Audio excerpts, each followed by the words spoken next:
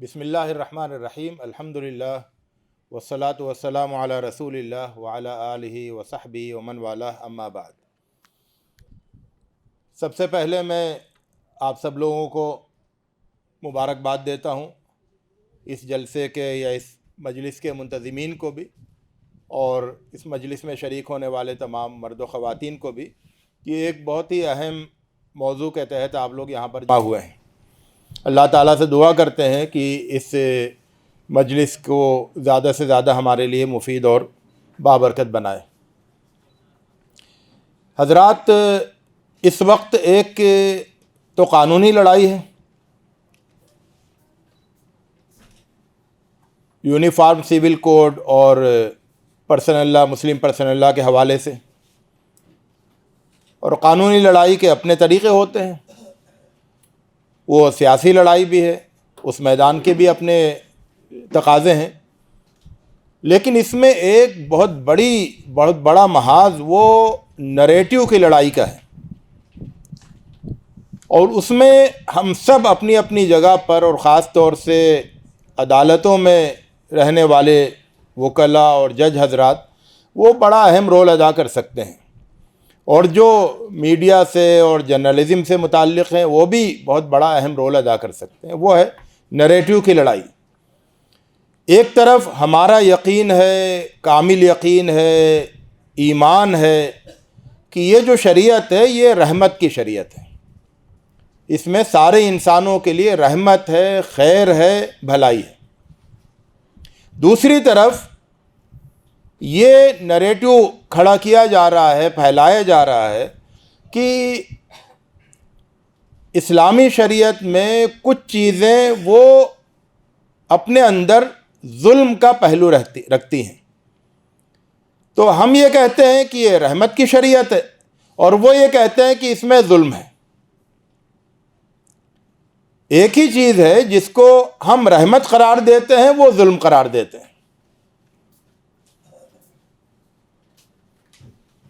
وہ جب کہتے ہیں ظلم ہے تو وہ کچھ پوری شریعت پر گفتگو نہیں کرتے ہیں، بلکہ وہ کچھ سلیکٹڈ ایشوز کو لیتے ہیں، اور پھر ان کو بھی وہ بالکل صحیح طریقے سے پیش نہیں کرتے ہیں، بلکہ وہ اس کو اس طرح سے پیش کرتے ہیں کہ اس میں لوگوں کو ظلم کا پہلو نظر آنے لگے۔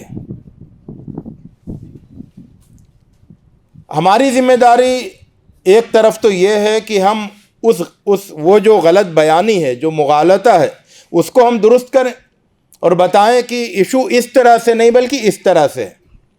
اور دوسرا یہ کہ پھر ہم پوری شریعت کو، یعنی وہ تو سلیکٹڈ ایشوز کو پیش کر رہے ہیں، ہم پوری شریعت کو سمجھیں اور پیش کریں اور یہ بتائیں کہ یہ کس طرح سے سارے انسانوں کے لیے رحمت ہے۔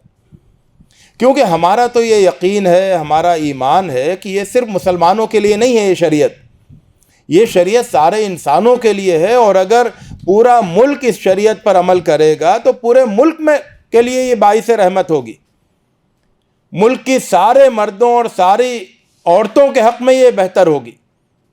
تو ہم تو یہ یقین رکھتے ہیں، اس یقین کے ساتھ اس بات کو ہم کہاں تک پیش کر پا رہے ہیں یہ ایک الگ مسئلہ ہے، لیکن ہماری تو ذمہ داری یہ ہے کہ ہم پورے ملک کے سامنے بہت قوت کے ساتھ یہ بات رکھیں کہ اس شریعت میں تو سارے انسانوں کے لیے بھلائی ہے، اور اس کو پھر ثابت بھی کریں۔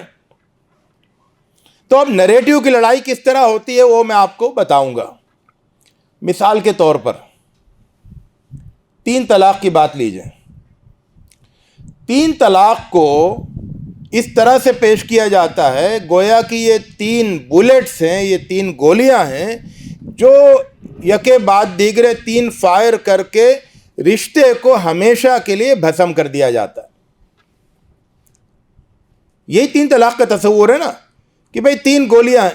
ہمارے بھی بعض سادہ لوگ اسی طرح سے کہتے ہیں، مثال یہی دیتے ہیں کہ بھئی 1 گولی چلاؤ یا 3 گولی چلاؤ، جب گولی چلا دی تو تینوں گولیاں لگ جائیں گی، 1 گولی چلاؤ گے تو 1 گولی لگے گی۔ تو تصور یہ دیا جاتا ہے کہ 3 گولیاں ہیں جو رشتوں کو ختم کر دیتی ہیں، لیکن اگر آپ صحیح طور پر سمجھیں گے 3 طلاق کے نظام کو، تو یہ 3 گولیاں نہیں ہیں رشتوں کو ختم کرنے والی، بلکہ یہ 3 موقع ہیں، 3 چانسز ہیں رشتوں کو بچانے والے. تو یہ 3 طلاق جو ہے یہ رشتوں کو بچانے کے لیے ہے، ہمیشہ کے لیے ختم کرنے کے لیے نہیں ہے. لیکن یہ بات ہمارے بہت سے لوگ نہیں جانتے ہیں، اور اس کی وجہ سے ہمارے بہت سے رویے بھی غلط ہیں. مجھے وکلا سے بھی شکایت ہے، مسلمان وکلا سے، کہ پورے ملک میں جو اب تک، یعنی یہ قانون بننے سے پہلے تک، جو طلاق نامہ وکلا تیار کرتے تھے، فریقین سے دستخط لیتے تھے، وہ وکالت نامہ پورے ملک میں، دلی سے لے کے، کشمیر سے لے کے، پنجاب سے لے کے اور تامل ناڈو اور کیرلا تک، وہ 3 طلاق کا طلاق نامہ ہوتا تھا کہ یہ لکھا جاتا تھا کہ میں اپنی بیوی کو 3 طلاق دے رہا ہوں. اس کے سلسلے میں ایک میں آپ کو واقعہ سناتا ہوں. دلی میں ایک بڑے بزرگ مولانا فاروق خان صاحب، ان کا ہندی ترجمہ قرآن بہت مشہور ہے. تو ان کے پاس ان کا درس قرآن بھی ہوتا تھا. تو ان کے پاس ان کا شاگرد آیا اور بڑا بجھا سا تھا، پریشان تھا. تو کیا بات ہے؟ تو کہا بیوی کے ساتھ نئی نباہ ہو رہا ہے اور اب ہم چاہتے ہیں کہ رشتہ ختم کر لیں. تو پھر کیا کرنا ہے؟ تو میں نے کل وکیل صاحب کو بلایا ہے. تو مولانا میری خواہش یہ ہے کہ آپ بھی آ جائیے، تاکہ کوئی رہنمائی کی ضرورت ہو تو شریعت کی تو آپ کر دیں گے. تو مولانا وہاں پہنچ گئے. تو جب طلاق نامہ آیا دستخط کے لیے، وکیل صاحب لے کر آئے، تو مولانا نے کہا ذرا دکھاؤ. تو دیکھا، مولانا تو ہندی کے ماہر تھے، انہوں نے پڑھا تو اس میں لکھا ہوا تھا کہ میں اپنی بیوی کو 3 طلاق دے رہا ہوں. تو مولانا نے قلم لیا اور 3 کو کاٹ دیا. اب جملہ یہ ہو گیا کہ میں اپنی بیوی کو طلاق دے رہا ہوں. تو وکیل صاحب ناراض ہونے لگے کہ مولانا آپ نہیں جانتے ہیں، یہ تو اسٹینڈرڈ فارمیٹ ہے، یہی چلتا ہے، آپ کیوں اس کو چینج کر رہے ہیں؟ کہا نہیں، تم نے 3 کیوں لکھا؟ 3 کاٹ دو، خالی طلاق دے رہا ہوں. کہا اس کا مطلب یہ ہے کہ پھر اگلے مہینے پھر ان کو 1 طلاق دینی پڑے گی، پھر اس کے اگلے مہینے پھر 1 طلاق دینی پڑے گی، 3 مرتبہ یہ ڈاکومنٹ بنوائیں گے، 3 مرتبہ فیس دیں گے. تو مولانا نے کہا نہیں، یہ سب نہیں ہے، 3 کاٹ دیا ہے، دونوں سے دستخط کروائی جائے اور اس کے بعد پھر آپ رخصت لے لیں، مطلب معاملہ مکمل ہو گیا، باقی ہم دیکھ لیں گے. تو ہو گیا، اور وہ وکیل صاحب جو ہے وہ حیران پریشان وہ چلے گئے کہ یہ مولانا صاحب نے پتہ نہیں کس طرح کی یہ مداخلت کی ہے ہمارے کام میں. اس بات کو میں یہیں روکتا ہوں، پھر میں ایک اور بات کی طرف جاتا ہوں. ایک بڑے شہر میں ایک بہت بڑا جلسہ تھا وکلا کا، جج بھی تھے، وکلا بھی تھے، اور ویمن رائٹس کے اور دیگر اور بھی ایکٹیوسٹ تھے سب. تو وہاں پر میں نے ایک سوال کیا، وہ سوال میں آپ سے بھی کر رہا ہوں کہ فرض کیجئے اس کیس میں 1 طلاق ہو گئی، اس کے بعد اگلا مہینہ گزر گیا، اس کے بعد کا مہینہ گزر گیا اور کچھ نہیں ہوا، 3 مہینے گزر گئے، ٹیکنیکلی 3 ماہواریاں گزر گئیں. اس کے بعد بیوی کیا کرے گی؟ عدت پوری ہو گئی، بیوی اپنے گھر چلی جائے گی نا، یا رکے گی شوہر کے گھر میں؟ بیوی اپنے گھر چلی جائے گی. اب یہ بیوی جس کو ابھی صرف 1 طلاق ہوئی ہے، دوسری اور تیسری نہیں ہوئی ہے، یہ عورت کیا کسی اور مرد سے شادی کر سکتی ہے؟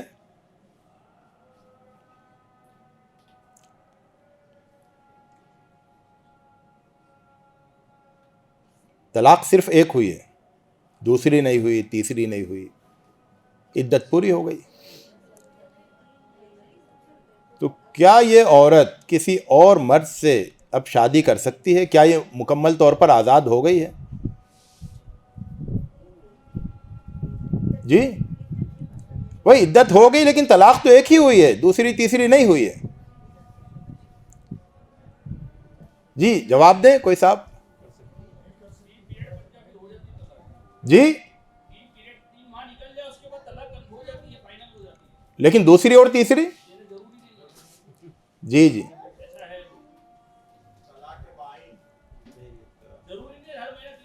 جی جی باقی لوگ بتائیں، یہ تو ان کی رائے ہے. جی تو یہ تو کافی گفتگو اس پر ہو گئی ہے، اور الحمدللہ بہت سے وکلاء کے اندر اب یہ بات شعور پیدا ہو گیا ہے.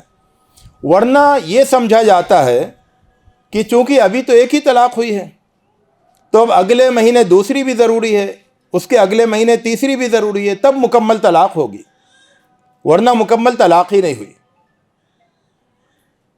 کچھ دن پہلے میرے پاس ایک وکیل صاحب کیس لے کر آئے، لڑکے کے باپ کو لے کر آئے اور کہا کہ لڑکے کو طلاق دینا تھی اپنی بیوی کو. تو طلاق نامہ تیار ہوا اور میں نے اس پہ ایک طلاق لکھ دی ہے اور وہ ڈاکومنٹ بھیج دیا ہے ان کو، لڑکی والوں کو. اب ایک مہینہ ہو گیا ہے تو اب مختلف لوگ ان سے یہ کہہ رہے ہیں کہ اب ایک مہینہ ہو گیا تو اب دوسری طلاق دلواؤ، دوسرا لیٹر بھیجو. تو میں کیا کروں؟ تو خیر میں نے ان کو وہی بات بتائی جو آپ لوگ بھی کہہ رہے ہیں کہ ایک طلاق کافی ہے. ایک طلاق ہو اور اس کے بعد پوری عدت ہو 3 مہینے کی یا 3 ماہواریوں کی، اس کے بعد وہ لڑکی آزاد ہو جاتی ہے، وہ کہیں بھی شادی کر سکتی ہے. اب ہم آتے ہیں اس واقعے کی طرف. مولانا نے دونوں سے کہا کہ اب ٹھیک ہے، عدت گزارنے کے بعد یہ تمہاری بیوی اپنے گھر چلی جائیں گی. وہ چلی گئیں. اس کے 1 سال کے بعد پھر وہ شاگرد آئے اور پریشان، بھئی کیا بات ہے؟ کہا کہ مولانا کیا بتائیں، وہ طلاق تو ہو گئی تھی، وہ بھی چلی گئی اپنے گھر، اس کے بعد ان کی بھی کہیں اور شادی نہیں ہوئی، میری بھی کہیں اور شادی نہیں ہوئی، بچے بھی پریشان ہیں. تو ہم چاہتے ہیں کہ کسی طرح سے ہو جائے دوبارہ ہم دونوں کی. بعض لوگوں سے مشورہ کیا، اب وہ کم پڑھے لکھے مولوی جو ہوتے ہیں ان کے مشورے بھی عجیب ہوتے ہیں. تو بعض لوگوں سے مشورہ کیا تو وہ کہہ رہے ہیں کہ حلالہ کرنا پڑے گا کیونکہ وہ تو ہو گئی ہے طلاق. اب کیسے تم اس سے شادی کرو گے؟ تم نے تو اس کو طلاق دے دی ہے. تو اب اگر تمہیں دوسرے شادی کرنا ہے، اس سے دوبارہ شادی کرنا ہے تو حلالہ کرنا ہوگا. اور حلالہ کے لیے میری طبیعت آمادہ نہیں ہو رہی ہے کہ کسی اور مرد کے ساتھ وہ ایک رات گزارے، بہت خراب لگ رہا ہے مجھے، تو میں کیا کروں؟ مولانا نے کہا کہ نہیں، تمہیں کوئی حلالہ وغیرہ نہیں کرنا. اس دن جو میں نے وہ 3 کٹوایا تھا وہ آج ہی کے لیے کٹوایا تھا. وہ 3 جو اس دن کٹوایا تھا وہ آج ہی کے لیے کٹوایا تھا. تو اس دن تم نے 1 طلاق دی تھی، 1 طلاق کے بعد عدت گزر گئی، تمہاری بیوی مطلقہ ہو کر آزاد ہو گئی. اب وہ جہاں چاہے شادی کر سکتی تھی، اور تم نے چونکہ 1 ہی طلاق دی ہے اس لیے تم بھی دوبارہ اس سے شادی کر سکتے ہو.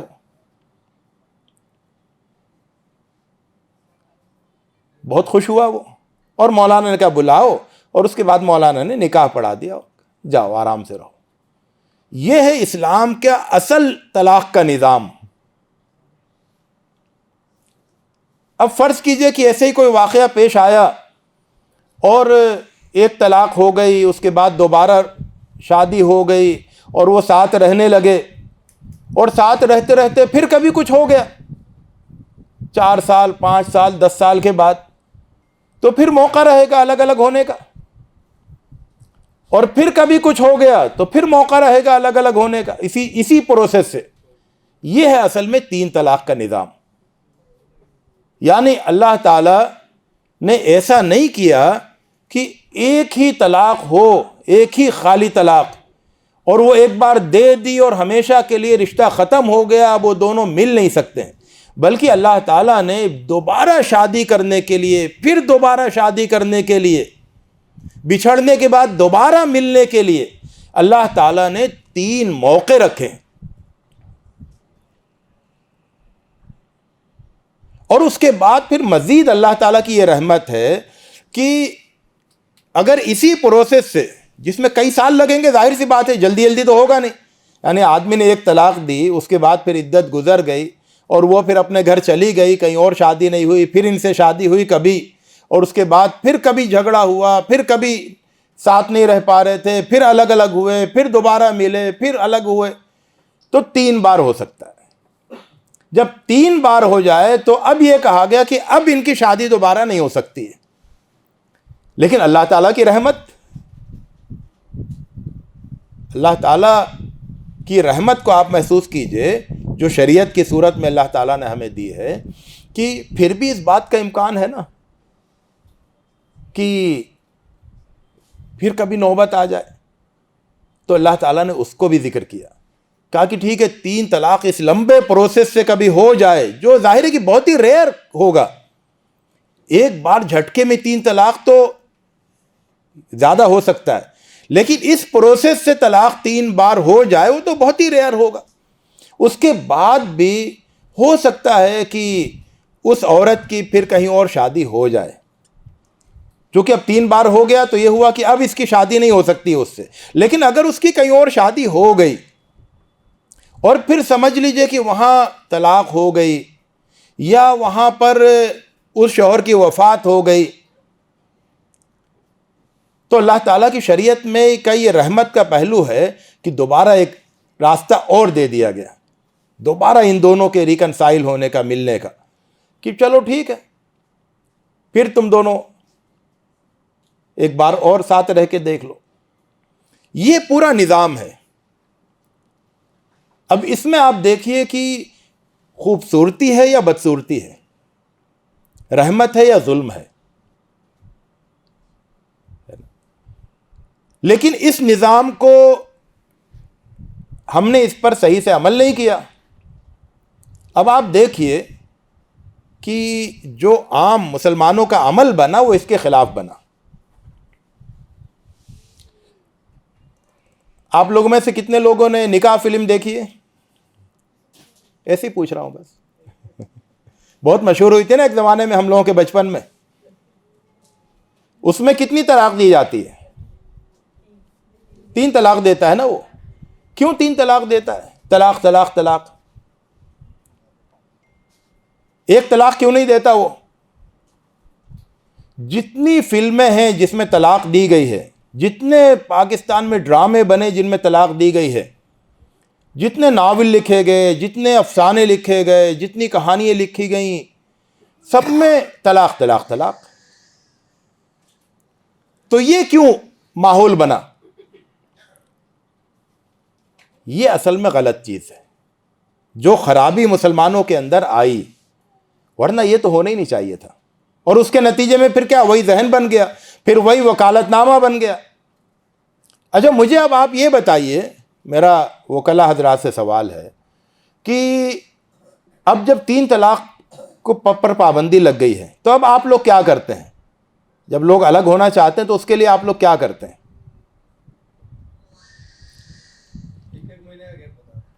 جی پھر طلاق 3 مہینے پر ہوتا ہے. تو ایک تو یہ عمل ہوتا ہے. اچھا اس پر پابندی لگ جائے گی تو کیا کریں گے؟ کوئی کیس اگر جائے گا کہ بھئی یہ ایک مہینے والی پر بھی پابندی لگاؤ تو آپ کیا کریں گے؟ اور کیوں دوسرے اور تیسرے مہینے میں طلاق دلواتے ہیں؟ نہیں، پہلی جو طلاق دے دی گئی اس کے بعد اسی کو کافی کیوں نہیں سمجھتے؟ دوسری اور تیسری کیوں دلواتے ہیں؟ اس سے کیا نئی بات کیا حاصل ہوتی ہے ہم کو؟ کوئی بینیفٹ ملتا ہے نا ہر چیز کا. بھئی اینٹی بائیوٹک میں تو یہ ہے کہ اگر ایک خوراک کھائی تو اس سے پورا اثر نہیں ہوتا ہے جب تک کہ آپ 3 دن کا کورس پورا نہیں کریں یا 5 دن کا کورس پورا نہیں کریں، ہے کہ نہیں؟ ورنہ بیکٹیریا باقی رہتے ہیں اور طاقتور ہو جاتے ہیں اور مشکل پیش آتی ہے. تو کہتے ہیں بھئی اینٹی بائیوٹک یا تو لو مت، یا لو تو پورا کورس لو، 3 دن کا 5 دن کا، ہے کہ نہیں؟ لیکن طلاق میں ایک طلاق دینے سے جب طلاق ہو گئی تو دوسری اور تیسری سے ہمیں کیا ملتا ہے؟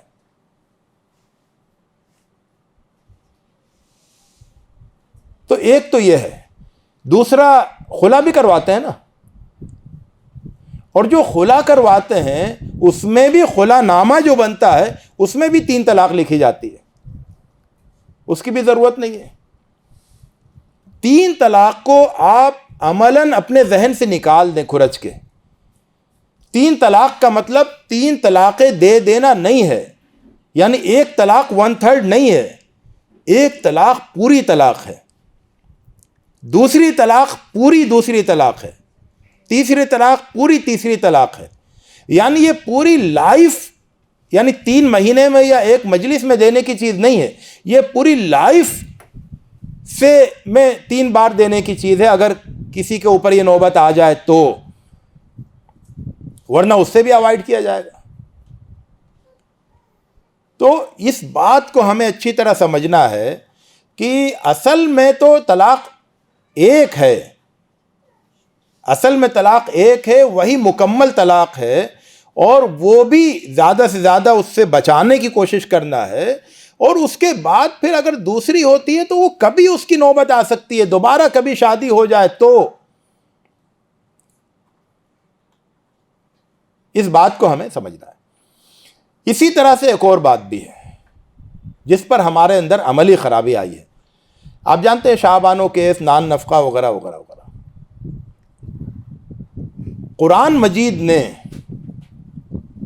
مجید میں عورتوں کا بہت خیال کیا گیا ہے، بلکہ مردوں کے مقابلے میں عورتوں کا بہت زیادہ خیال کیا گیا ہے، لیکن اس کو اچھی طرح سمجھنے کی ضرورت ہے۔ قرآن مجید میں بار بار یہ بات کہی گئی ہے کہ جب طلاق دو اور طلاق دینے کے بعد رخصت کرنے کا آخری فیصلہ کر لو، کیونکہ طلاق جب دی ہے تو ایک طلاق دی ہے، تو اس کے بعد آپ کے پاس آپشن ہے، رخصت کرنا ہے یا روک کے رکھنا ہے، یعنی دوبارہ واپس وڈرا کر لینا ہے یا رخصت کرنا ہے۔ تو آپ کو آپشن دیا گیا، تو اگر آپ نے رخصت کرنے کا فائنل فیصلہ کر لیا ہے تو اس وقت خوب دے دلا کر رخصت کرو، خوب دے دلا کر۔ لیکن ایک تو ہمارے ہاں لوگوں نے اس کو عبارت صحیح اس کو مطلب ٹرانسلیٹ نہیں کیا اور کہا کہ کچھ دے دلا کر رخصت کرو۔ قرآن یہ کہتا ہے کہ خوب دے دلا کر رخصت کرو، ہم نے یہ کہا کہ کچھ دے دلا کر رخصت کرو، تھوڑا بہت، اور اس کو جو مقدار طے کی گئی وہ تو بہت ہی مضحکہ خیز طور پر کم ہے،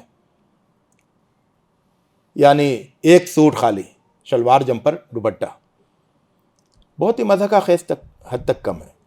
لیکن جو قرآن مجید کا جو بیانیہ ہے وہ یہ کہتا ہے کہ خوب دے دلا کر رخصت کرو، تصریح باحسان۔ تصریح باحسان کا مطلب ہوتا ہے کہ خوب احسان کے ساتھ بہترین طریقے سے رخصت کرو، یعنی جس طرح سے ایک رخصتی کے وقت خوب دے دلا کے رخصت کیا جاتا ہے، اسی طرح سے طلاق ہو جانے کے بعد جب تم اپنے گھر سے رخصت کرو تو خوب دے دلا کر رخصت کرو۔ اور اس کا نمونہ تاریخ میں ہمیں ملتا ہے۔ حضرت حسن رضی اللہ تعالیٰ عنہ نے اپنی بیوی کو طلاق دی، تو طلاق کے وقت جو انہوں نے ان کو رخصت کرتے وقت جو دیا وہ پتہ ہے کیا تھا؟ کتنا تھا؟ 30,000 سونے کی اشرفیاں۔ سوچئے، بیوی کو طلاق دے رہے ہیں، بیوی کو رخصت کر رہے ہیں، اور کتنا دے رہے ہیں؟ 30,000 سونے کی اشرفیاں۔ اور وہ بیوی جو ہے اس پر خوش نہیں ہوئی، اس نے کہا کہ متاع قلیل من حبیب مفارقی، کہ میرا محبوب مجھ سے جدا ہو رہا ہے اور اتنی چھوٹی سی چیز دے کے جدا کر رہا ہے، یعنی بہت ہی چھوٹی چیز ہے حبیب کے ساتھ رہنے کے مقابلے میں، محبوب کے ساتھ رہنے کے مقابلے میں، یعنی ان کی محبت مجھے زیادہ عزیز تھی۔ مطلب یہ ہے کہ یہ جو ہماری مینٹلٹی ہو گئی ہے اور جس کا علاج سب کو مل کر کرنا ہے، کہ جب طلاق ہوتی ہے اور سپریشن ہو جاتا ہے تو اس وقت ایک تو کیا ہوتا ہے، لڑکے والے چاہتے ہیں خلا ہو، لڑکی والے چاہتے ہیں طلاق ہو۔ کیوں؟ کیونکہ طلاق ہوگی تو لڑکے کو مہر دینی ہوگی، خلا ہوگا تو لڑکے کو مہر نہیں دینی پڑے گی، تو مہر سے بچنے کے لیے چاہتے ہیں خلا ہو جائے، ایک بات یہی ہوتا ہے نا۔ اور دوسری بات کیا ہے؟ دوسری بات یہ ہے کہ اس وقت چاہتے یہ ہے کہ جو کچھ بھی کبھی دیا تھا وہ سب واپس لے لیں اور کچھ بھی نہیں دینا پڑے رخصت ہوتے وقت۔ یعنی بعض لوگوں تو یعنی بہت اچھے خوشحال لوگ، مالدار لوگ، اور اس وقت اتنے کنجوس ہو جاتے ہیں کہ لگتا ہے کہ وہ مطلب آخری مظاہرہ کرتے ہیں کنجوسی کا۔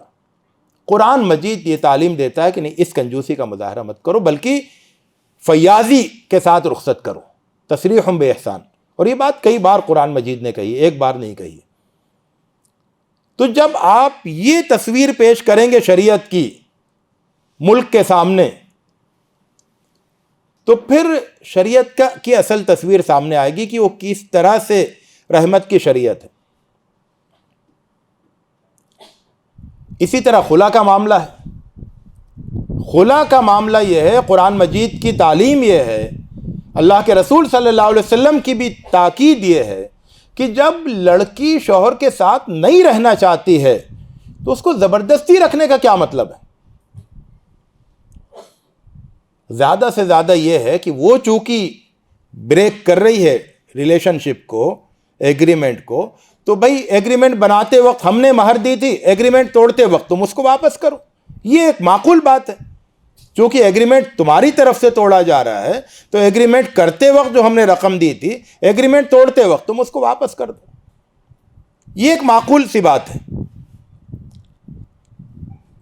لیکن یہ رویہ کہ آپ یہ طے کر لیں، اور اس میں ایگو آنا، یہ سب ضد ہوتی ہے، ہٹ درمی، کہ میں لٹکا کے رکھوں گا، میں نہیں خلا دوں گا، میں نہیں کروں گا، یہ شریعت کی خلاف ورزی ہے۔ قرآن و سنت کی تعلیم یہ ہے کہ جب لڑکی یہ طے کر لے کہ مجھے نہیں رہنا ہے تو اس کو سمجھاؤ، بجھاؤ، مطمئن کرو، اس کے مسئلوں کو سمجھو، اس کی کونسلنگ کراؤ، سب کچھ کر لو، موقع ہے تمہارے پاس، جلدی میں فیصلہ مت کرو۔ لیکن جب سب کچھ ہونے کے بعد یہ ہو کہ نہیں، وہ رہنے کو تیار نہیں ہے، تو پھر اس کو بہترین طریقے سے رخصت کرو۔ یہ ہے خلا کا مسئلہ۔ تو ہمارے وکلاء کی ذمہ داری یہ ہے کہ جب، اور باقی لوگوں کی بھی، کہ جب کوئی خلا کا معاملہ درپیش ہو تو وہ سمجھائیں، بجھائیں، اچھی طرح پوری کوشش کریں، کونسلنگ کریں، لیکن پھر آخر میں وہ یہ لڑکے کو سمجھائیں، اس کو پر آمادہ کریں، اس پر دباؤ ڈالیں کہ اب تم روکنے کا اختیار نہیں رکھتے ہو کسی طرح سے۔ یعنی اسلام میں تو آزادی کا دین ہے نا، یہ عورتوں کی آزادی، مردوں کی آزادی، آزادی بہت قیمتی ویلو ہے، قیمتی قدر ہے۔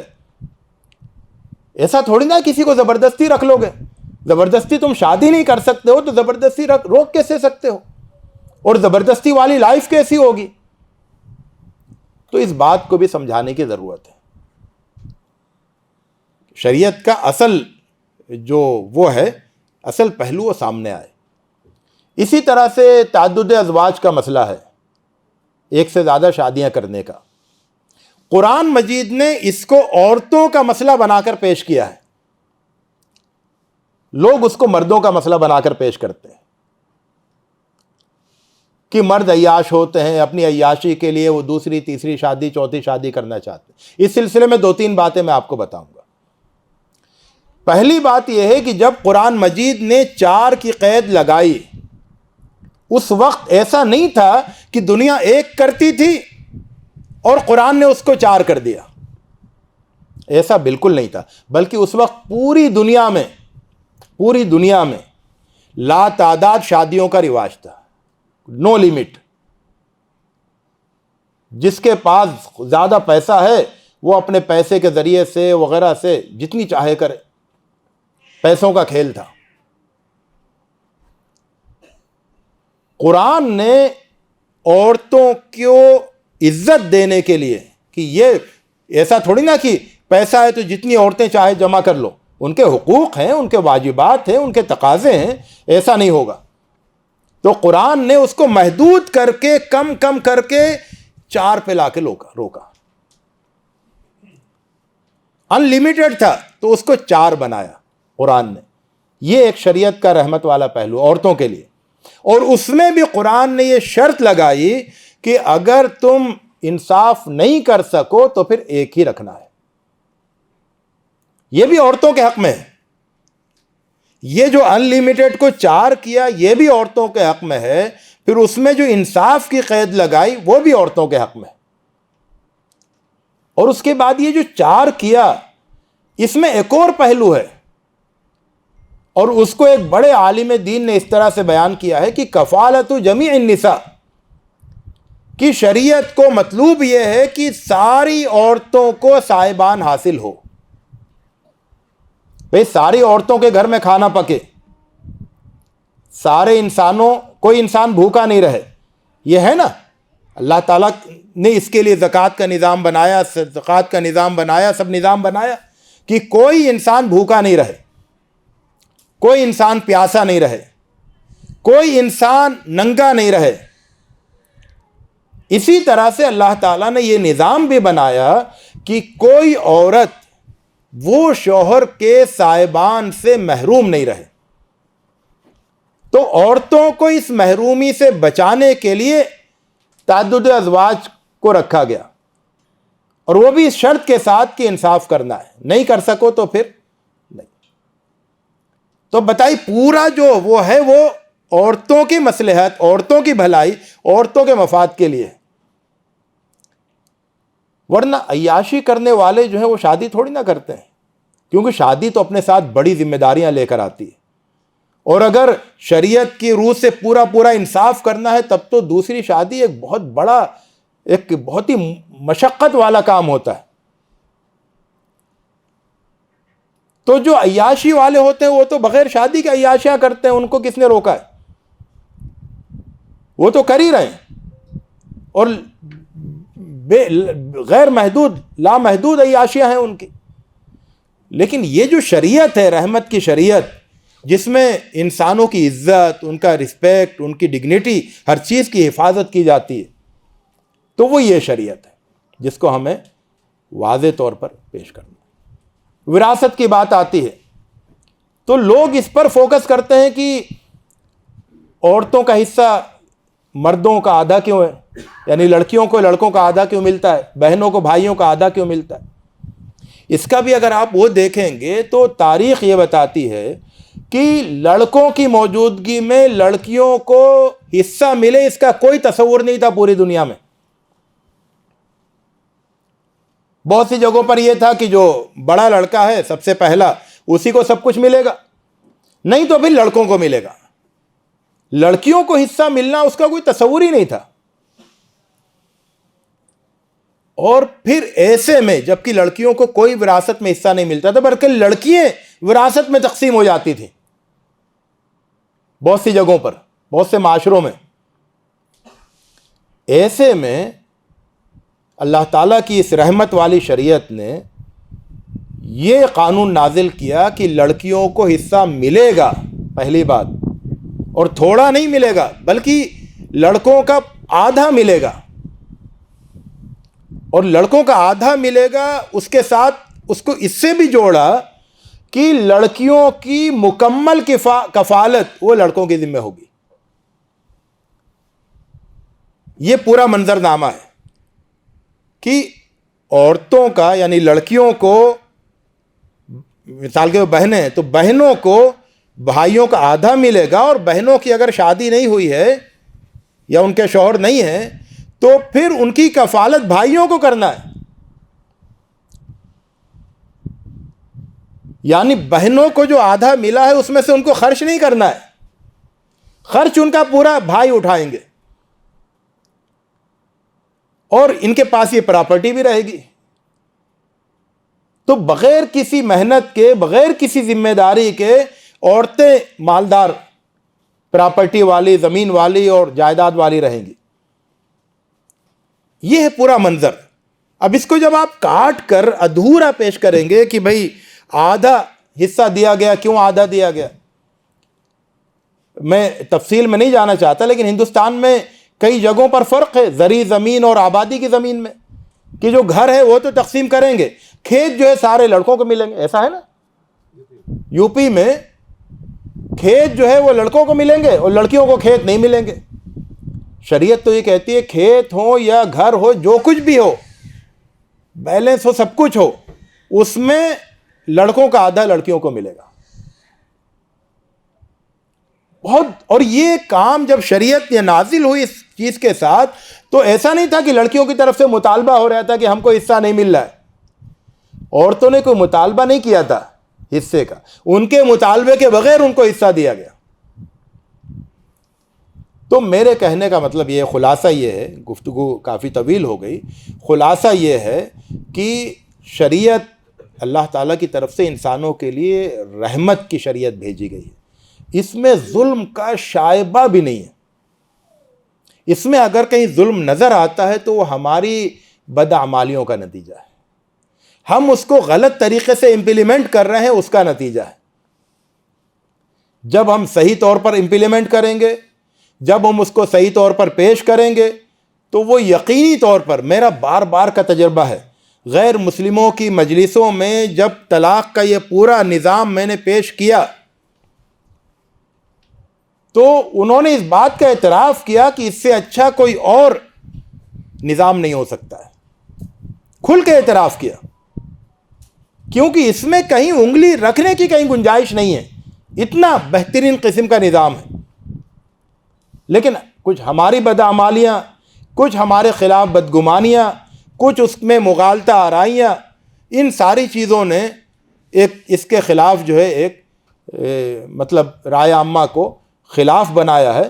ہماری ذمہ داری یہ ہے کہ ہم رائے عامہ کو اس کے حق میں تبدیل کرنے کے لیے جو کچھ بھی کر سکتے ہیں، جہاں جو کچھ کر سکتے ہیں۔ گجرات ٹوڈے کی اس عمارت میں ہوں، اور ان کے ایڈیٹر صاحب اور سہیل ترمیزی صاحب، آپ سب لوگوں کو بھی مبارکباد دیتا ہوں کہ آپ نے اس مجلس کو یہاں پر منعقد کیا، اور آپ لوگوں کی بھی ذمہ داریاں ہیں، اور آپ لوگ اس ذمہ داریوں کے سلسلے میں دیگر سارے صحافت کے اداروں کو لیڈ کریں، قائدانہ رول ادا کریں کہ ہم اسلامی شریعت کی صحیح تصویر دنیا کے سامنے پیش کریں گے اور رائے عامہ کو اسلام کے حق میں ہموار کریں گے، جو کہ ہونا بھی چاہیے۔